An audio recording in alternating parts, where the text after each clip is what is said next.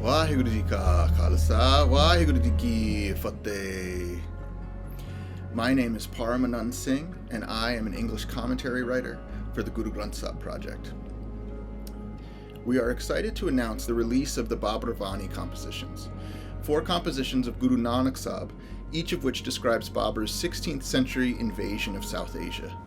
This is the invasion that overthrew the Lodhi Sultanate to establish the Mughal Empire and installed Babur as the first Mughal emperor.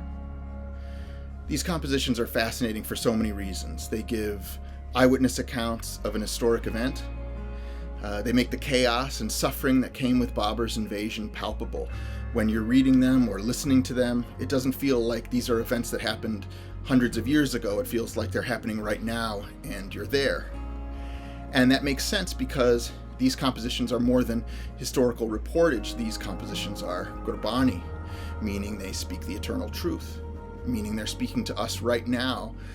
And so they're not just speaking about something that happened in the past, they're speaking about the violent power struggles that are occurring now, and they're speaking about the injustices that are occurring now.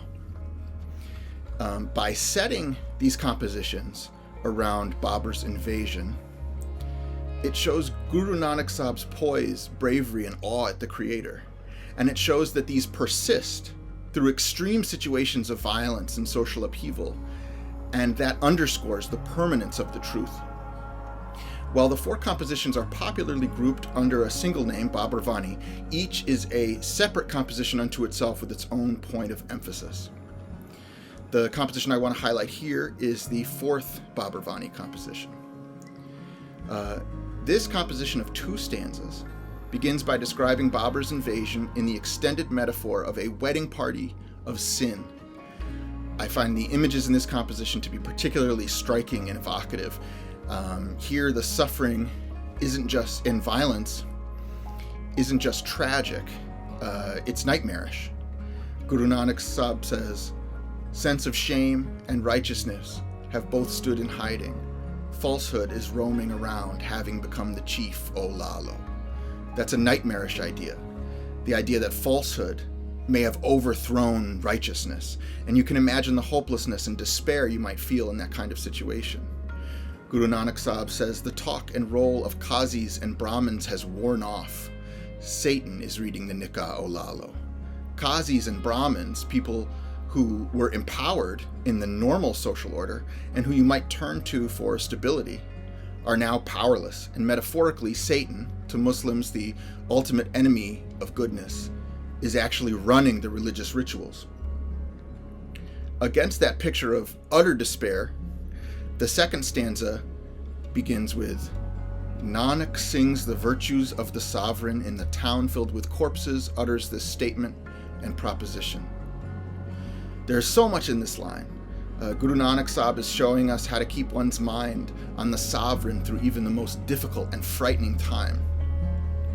Guru Nanak Sahib is also modeling fearlessness in this line and through the rest of the stanza. The Guru is proclaiming this truth while the bodies are still on the ground. He's not waiting for a safer time to say what needs to be said. Guru Nanak Sahib says, "Nanak proclaims the speech of truth. In the moment of truth, Nanak will proclaim only the truth." Another great line. This is an interesting example of the Sikh principle of miri piri. And it's particularly interesting because it's usually something that we associate with the 6th Guru, Guru Hargobind Sahib. But here, Guru Nanak Sahib is exemplifying this.